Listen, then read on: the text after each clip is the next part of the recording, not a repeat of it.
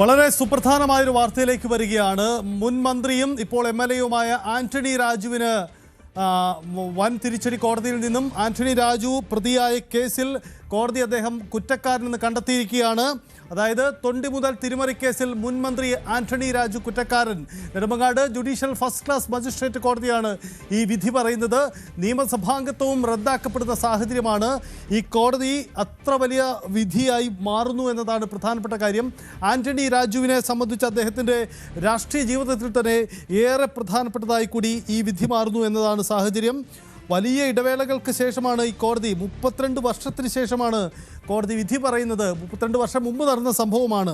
അന്ന് ആന്റണി രാജു ഒരു വക്കീൽ ജൂനിയർ ആയിരുന്ന കാലത്ത് നടത്തിയ തൊണ്ടി മുതൽ തിരിമറി കേസിലാണ് വിധി ഉണ്ടാവുന്നത് എന്നതാണ് പ്രധാനപ്പെട്ട കാര്യം. ബി അരുൺ ചേരുന്നുണ്ട്. അരുൺ, എന്താണ് കോടതിയുടെ തീരുമാനം? ഇത് എത്ര കണ്ട് തിരിച്ചടിയാണ് ആന്റണി രാജുവിന്? ആന്റണി രാജുവിന് വലിയ തിരിച്ചടിയായ കോടതി വിധിയാണ് ഉണ്ടായിരിക്കുന്നത്. 32 വർഷം പഴക്കമുള്ള കേസാണ്. പക്ഷേ ഈ കേസിൽ 2 വർഷത്തിൽ കൂടുതൽ ശിക്ഷ ലഭിച്ചാൽ നിയമസഭാ അംഗത്വം റദ്ദാകുമെന്നൊരു സാഹചര്യം കൂടി ആന്റണി രാജു നേരിടേണ്ടി വരും. ശിക്ഷാവിധി സ്വാഭാവികമായും അപ്പീൽ ഹൈക്കോടതിയിലേക്ക് പോകും. അപ്പീൽ ഹൈക്കോടതി ശിക്ഷാവിധി തടഞ്ഞില്ലെങ്കിൽ നിയമസഭാ തെരഞ്ഞെടുപ്പിൽ മത്സരിക്കാൻ കഴിയാത്ത സാഹചര്യവും ഒരുങ്ങും. ഏതായാലും ശിക്ഷാവിധി മേൽക്കോടതി പറയണമെന്നാണ് പ്രോസിക്യൂട്ടർ ഇപ്പോൾ ആവശ്യപ്പെട്ടിരിക്കുന്നത്. പ്രോസിക്യൂട്ടർ ഉപഹർജി സമർപ്പിച്ചിട്ടുണ്ട്. 409 വകുപ്പ് പ്രകാരമുള്ള ശിക്ഷ കീഴ്ക്കോടതിക്ക് വിധിക്കാൻ കഴിയില്ല. അതുകൊണ്ട് മേൽക്കോടതി ശിക്ഷ വിധിക്കണം ആവശ്യപ്പെട്ടാണ് ഇപ്പോൾ ഹർജി നൽകിയിരിക്കുന്നത്. 120B, 201, 193, 409, 34 എന്നീ വകുപ്പുകൾ പ്രകാരമുള്ള കുറ്റം ആന്റണി രാജു ചെയ്തു എന്നാണ് ഇപ്പോൾ തെളിഞ്ഞിരിക്കുന്നത്. 32 വർഷം മുമ്പ് ആന്റണി രാജു കോടതിയിൽ ജൂനിയർ അഭിഭാഷകനായിരിക്കെ ഉള്ള ഒരു കേസാണ് ഇപ്പോൾ ആന്റണി രാജുവിന്റെ രാഷ്ട്രീയ ജീവിതത്തിൽ തന്നെ വലിയ തിരിച്ചടിയായി മാറുന്ന ഒരു കേസായി മാറുന്നത്. തൊണ്ടി മുതൽ തിരിമറി നടത്തിയെന്നാണ് case. Nedumangad judicial first class magistrate കോടതി 1-ലാണ് ഇപ്പോൾ കേസ് ഉള്ളത്. ഈ കേസിന്റെ ചരിത്രം ഇതാണ്. കേസിന്റെ കഥയപ്രകാരമാണ് 90 ഏപ്രിൽ 4 തിരുവനന്തപുരം വിമാനത്താവളത്തിൽ അടിവസ്ത്രത്തിനൊളിപ്പിച്ച് 2 പാക്കറ്റ് ലഹരി മരുന്നുമായി ഒരു ഓസ്ട്രേലിയൻ പൗരൻ ആൻഡ്രൂ സാൽവദോർ പിടിയിലാകുന്നു. ഇയാളെ രക്ഷിക്കാൻ അന്ന് അഭിഭാഷകനായിരുന്ന ആന്റണി രാജു തൊണ്ടി മുതൽ തിരിമറി നടത്തി എന്നുള്ളതാണ് കേസ്. ഈ കേസിൽ ഈ സാൽവദോറിനെ നേരത്തെ കൊണ്ട് ചെയ്തിരുന്നു. പക്ഷെ പിന്നീട് ഹൈക്കോടതി വെറുതെ വിടുകയും ചെയ്തിരുന്നു. ഈ അന്ന് സാൽവദോറിന്റെ അഭിഭാഷകന്റെ ജൂനിയറായിരുന്നു അഡ്വക്കേറ്റ് ആന്റണി രാജു. കോടതിയിലെ ക്ലർക്കിന്റെ സഹായത്തോടെ തൊണ്ടി മുതൽ ആയ അടിവസ്ത്രം പുറത്തെത്തിച്ച് അതിന്റെ അളവ് മാറ്റി ഈ പ്രതിക്ക് പാകമാകുന്നില്ല എന്ന് കോടതിയെ ബോധിപ്പിക്കാനായിരുന്നു ശ്രമം. അങ്ങനെ അളവ് വ്യത്യാസം നിർണായകമാവുകയും ഈ കേസിൽ ആ പ്രതിയെ ഹൈക്കോടതി വെറുതെ വിടുകയും ചെയ്തു. പിന്നാലെ ഈ പ്രതി തന്നെയാണ് വേറൊരു കേസിൽ ജയിലിലാകുമ്പോൾ തടവുകാരനോട് ഇങ്ങനെ തൊണ്ടി മുതൽ തിരിമറി നടത്തിയാൽ രക്ഷപ്പെട്ടത് എന്ന വിവരം പറഞ്ഞത്. അവിടെ നിന്നാണ് കേസ് വീണ്ടും വെളുത്തിരിവിലേക്ക് എത്തുന്നത്. 94-ൽ ആന്റണി രാജുവിനും ഈ ക്ലർക്കിനും എതിരെ കോടതി കേസെടുത്തു. കോടതി ജീവനക്കാരനായ ജോസ് എന്ന ക്ലർക്കിനെതിരെയും കേസെടുത്തു. ഇതിൽ ആന്റണി രാജു 2ാം പ്രതിയാണ്. ഈ ക്ലർക്കാണ് ഈ തൊണ്ടി മുതൽ മാറ്റാൻ ആന്റണി രാജു കൂട്ടുനിന്നയാളെ 1ാം പ്രതി ആക്കുകയും ചെയ്തു. ആ കേസിലാണ് ഇപ്പോൾ നിർണായകമായ കോടതി വിധി വന്നിരിക്കുന്നത്. എന്ത് ശിക്ഷയാണ് ആന്റണി രാജു ലഭിക്കുന്നത് എന്നതിനെ അടിസ്ഥാനപ്പെടുത്തിയിരിക്കും അദ്ദേഹത്തിന്റെ രാഷ്ട്രീയ ജീവിതം. നേരത്തെ ഇതേ കേസിൽ പ്രതിയായത് കൊണ്ട് തന്നെ ഒരു തവണ ആന്റണി രാജുവിന് സീറ്റ് നിഷേധിക്കപ്പെടുന്ന സാഹചര്യവും ഉണ്ടായത് 2006-ലാണ്. അന്ന് VS അച്യുതാനന്ദന്റെ ശക്തമായ ഇടപെടലാണ് ആന്റണി രാജുവിന് അന്ന് സീറ്റ് നിഷേധിക്കാൻ ഇടയാക്കിയത്.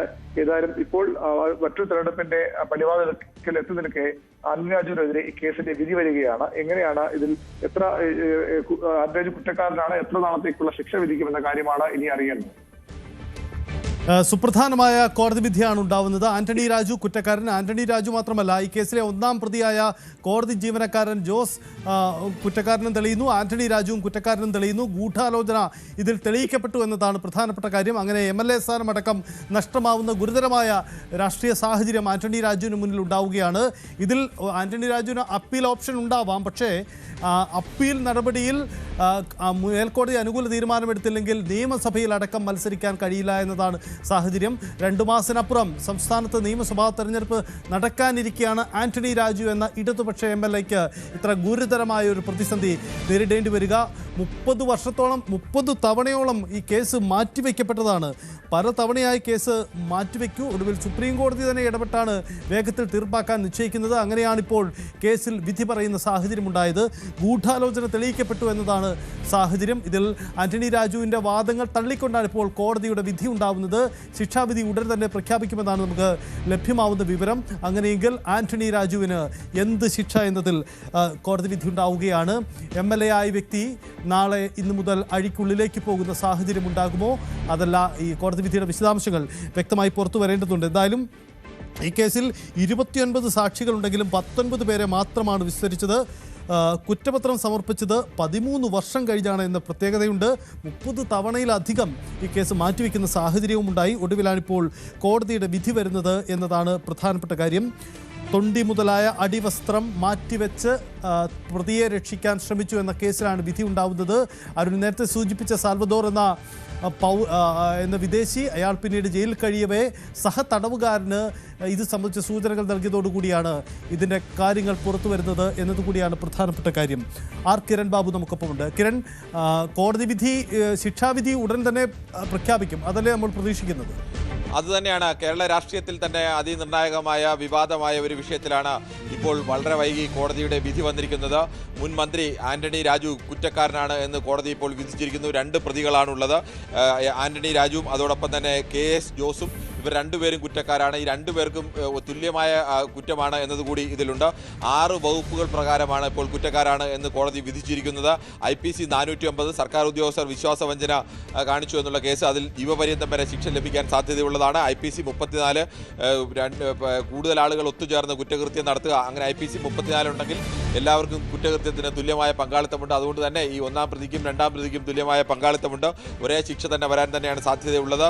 ഈ 2 ജീവപര്യന്തം ശിക്ഷ വരെ ലഭിക്കാൻ സാധ്യതയുള്ള കുറ്റങ്ങളാണ് ഈ 6 വകുപ്പുകളും. അതുകൊണ്ട് തന്നെ ആന്റണി രാജുവിന് MLA സ്ഥാനമടക്കം അയോഗ്യമാക്കപ്പെടുന്ന അവസ്ഥയിലേക്ക് പോകാനുള്ള സാധ്യതയുണ്ട്. പലതവണ കേരള രാഷ്ട്രീയത്തിൽ ഉയർന്നു വന്ന വിവാദമാണ്. 2006 ആന്റണി രാജുവിനെ സ്ഥാനാർത്ഥിത്വത്തിലേക്ക് വരുന്ന ഘട്ടത്തിലൊക്കെ VS അച്യുതാനന്ദൻ്റെ ഭാഗത്തു നിന്ന് ശക്തമായ എതിർപ്പുണ്ടാവുകയും അന്ന് ആന്റണി രാജുവിൻ്റെ സ്ഥാനാർത്ഥിത്വം ഒഴിവാക്കുകയും ഒക്കെ ചെയ്തതാണ് ഇടതുമുന്നണി. അതിനുശേഷമാണ് പിന്നീട് ആന്റണി രാജുവിന് സ്ഥാനാർത്ഥിയാവാനുള്ള അവസരമൊക്കെ ലഭിക്കുകയും മന്ത്രിയാവാനുള്ള അവസരമൊക്കെ ലഭിക്കുകയും ചെയ്തത്. അന്നെല്ലാം ഈ കേസ് അനന്തമായി നീണ്ടുപോവുകയായിരുന്നു. അത് നാണംകെട്ട ഒരു കേസ് കൂടിയാണ് എന്ന് പറയേണ്ടി വരും. കോടതിയിൽ എത്തിയ അടിവസ്ത്രം ആ കോടതിയിലെ തൊണ്ടി മുതലായ അടിവസ്ത്രം അവിടെ നിന്ന് കോടതിയിൽ നിന്ന് മാറ്റി അതിന് പകരം മറ്റൊരു അടിവസ്ത്രം അവിടെ വെച്ചു എന്നുള്ളതാണ്. തൊണ്ടി മുതൽ മോഷ്ടിച്ചു കൊണ്ടുപോയി പകരം മറ്റൊരു വസ്തു വെച്ചു കോടതിയെ കബളിപ്പിച്ചു, നീതിന്യായ വ്യവസ്ഥയടക്കം കബളിപ്പിച്ചു. ഒരു അഭിഭാഷകൻ എന്ന നിലയ്ക്കടക്കം, അന്ന് അഭിഭാഷകൻ എന്ന നിലയ്ക്കായിരുന്നു ആന്റണി രാജു ഈ കേസിൽ ഇത്തരം ഒരു ഇടപാടുകൾ നടത്തിയത്. അന്ന് അഭിഭാഷകൻ എന്ന നിലയ്ക്കടക്കം അദ്ദേഹത്തിൻ്റെ അഭിഭാഷക വൃത്തിയടക്കം ഇനി ചോദ്യം ചെയ്യപ്പെടുന്ന ഒന്ന് തന്നെയാണ്. അതിനേക്കാളൊക്കെ വലുതാണ് കേരള രാഷ്ട്രീയത്തിൽ തന്നെ ഇടതുമുന്നണിയുടെ ഭാഗമായ പ്രധാനപ്പെട്ട ഒരു നേതാവായിരിക്കുന്ന ഒരാൾ ഇതുപോലെ ഒരു തൊണ്ടി മുതൽ കേസിൽ കുറ്റക്കാരനാണെന്ന് കോടതി വിധിക്കുന്നു എന്ന് വരുന്നു. അത് ജീവപര്യന്തം വരെ ശിക്ഷ ലഭിക്കാൻ സാധ്യതയുള്ള ഒന്നാണ്. അങ്ങനെ വരികയാണെങ്കിൽ ആന്റണി രാജുവിൻ്റെ അയോഗ്യത കൊണ്ട് ഏതെങ്കിലും തരത്തിൽ സർക്കാരിന് ഭൂരിപക്ഷത്തിലോ അങ്ങനെ ഏതെങ്കിലും പ്രശ്നമുണ്ടാകുന്നില്ല. പക്ഷേ അത് ഉണ്ടാക്കുന്ന രാഷ്ട്രീയമായ നാണക്കേട്, ഇങ്ങനെ ഒരു തെറ്റുകാരനായ ഒരാളെ ഇത്രകാലം ഇടതുമുന്നണി ചേർത്ത് പിടിച്ചു എന്നുള്ളതും ഇടതുമുന്നണി മന്ത്രിയാക്കി എന്നുള്ള അടക്കമുള്ള ഒട്ടേറെ വിവാദ വിഷയങ്ങളിലേക്കടക്കം രാഷ്ട്രീയമായി തന്നെ വരുന്ന തെരഞ്ഞെടുപ്പിലടക്കം ഇത് ചർച്ചയാവാനടക്കമുള്ള സാധ്യതയുണ്ട്. ഈ കേസിലേക്ക് പോകുമ്പോൾ തന്നെ ഒരു തരത്തിലും ന്യായീകരിക്കാൻ കഴിയാത്ത രീതിയിൽ മോശപ്പെട്ട തരത്തിൽ എന്ന് അടക്കം പറയാൻ കഴിയുന്ന കോടതിയിൽ നൽകിയ ഒരു തെളിവ്, പ്രതിയുടെ അടിവസ്ത്രം, കോടതിയിൽ നിന്ന് പ്രതിയുടെ അടിവസ്ത്രം മോഷ്ടിച്ചു മാറ്റി അവിടെ മറ്റൊരു അടിവസ്ത്രം വെക്കുന്നു. ആ അടിവസ്ത്രം പ്രതിക്ക് ചേരുന്നതല്ല എന്ന് കോടതി അവസാനം കണ്ടെത്തുന്നു. അതോടുകൂടി പ്രതിയുടെ അടിവസ്ത്രത്തിനുള്ളിൽ നിന്ന് 61 ഗ്രാം ഹാഷിഷ് ഓയിൽ കണ്ടെത്തിയെന്നുള്ള കേസിൽ ആ അടിവസ്ത്രം തന്നെ പ്രതിയുടേതല്ല എന്ന് കണ്ടെത്തുന്നതോടുകൂടി അത് കേസിൽ അയാൾക്ക് അനുകൂലമായ വിധി ഉണ്ടാവുന്നു. ഇതിനെങ്ങനെ ഒരു കേസ് അട്ടിമറിച്ചത് ഇയാൾ തന്നെ ഈ പ്രതി തന്നെ ജയിൽ കഴിയുന്ന കാലത്താണ് ഇത് മറ്റൊരാളോട് സൂചിപ്പിക്കുന്നത്. അതാണ് പിന്നീട് പുറത്തു വന്നതും അന്വേഷണത്തിലേക്ക് നീങ്ങിയതുമൊക്കെ. ഇക്കാലം അത്രയും അത് അതിശക്തമായി തന്നെ ആന്റണി രാജു നിഷേധിക്കുകയായിരുന്നു. അതിനൊപ്പം തന്നെയുള്ള നിലപാട് തന്നെയാണ് ഇടതുമുന്നണിയും CPM എല്ലാം സ്വീകരിച്ചുകൊണ്ടിരുന്നത്. അവിടെ ഒരു പുതിയൊരു രാഷ്ട്രീയ വിവാദം കൂടി, ഇങ്ങനെ ഒരു തൊണ്ടി മുതൽ മാറ്റിയ ഒരാളെ ചേർത്ത് നിർത്തി അല്ലെങ്കിൽ അയാളെ മുന്നണിയുടെ നേതാവാക്കി നിർത്തി അയാൾക്ക് മന്ത്രിസ്ഥാനമടക്കം നൽകിയെന്നുള്ള ചോദ്യമടക്കം പ്രതിപക്ഷം ഉന്നയിക്കാനുള്ള സാധ്യത അടക്കമുണ്ട്. എന്തായാലും വീണ്ടും കേരള രാഷ്ട്രീയത്തിലേക്ക് ഒരു മുൻ മന്ത്രി തന്നെ ഇത്തരത്തിൽ ഒരു കേസിൽപ്പെട്ട് ആ കേസിൽ ശിക്ഷ കാത്തു നിൽക്കുകയാണ്. മണിക്കൂറുകൾക്കുള്ളിൽ തന്നെ ശിക്ഷ വരും എന്ന് പ്രതീക്ഷിക്കുന്നു. എന്തായാലും ജീവപര്യന്തം വരെ ശിക്ഷ ലഭിക്കാൻ സാധ്യതയുള്ള 6 വകുപ്പുകൾ പ്രകാരമാണ് ഇപ്പോൾ ഇവർ കുറ്റക്കാരാണെന്ന് വിധിച്ചിരിക്കുന്നത്. അതിസുപ്രധാനമായ രാഷ്ട്രീയ പ്രത്യാഘാതമുണ്ടാക്കുന്ന വിധി എന്നതുകൂടിയാണ് പ്രത്യേകത. 30 വർഷത്തിന് ശേഷം ആന്റണി രാജു എന്ന മുൻ മന്ത്രിക്ക് വലിയ തരത്തിലുള്ള തിരിച്ചടി ഉണ്ടാക്കുന്നു. അത് ആ മുന്നണിയുടെ കൂടി രാഷ്ട്രീയ പ്രതിസന്ധിയായി മാറുന്നു എന്നതാണ്. നിയമസഭാ തെരഞ്ഞെടുപ്പിൻ്റെ പടിവാതിക്കൽ ഇത്തരമൊരു വിധി വരുന്നു എന്നതുകൂടിയാണ് ഇതിൻ്റെ പ്രത്യാഘാതം ഏറ്റവും വലുതാക്കുന്നത് എന്നത് ആണ് സാഹചര്യം. എന്തായാലും ആന്റണി രാജു കുറ്റക്കാരൻ തെളിയുന്നു എന്ന് മാത്രമല്ല, ഗുരുതരമായ കുറ്റങ്ങൾ കൂടി തെളിയിക്കപ്പെടുന്നു. ഗൂഢാലോചനയടക്കം കോടതിയെ സ്വാധീനിക്കുക, കോടതിയിൽ ഉണ്ടായിരുന്ന തെളിവ് മാറ്റിവെക്കുക എന്നടക്കമുള്ള ജുഡീഷ്യറിയെ തന്നെ പ്രതിസന്ധിയിലാക്കിയ ഒരു കാര്യമാണ്.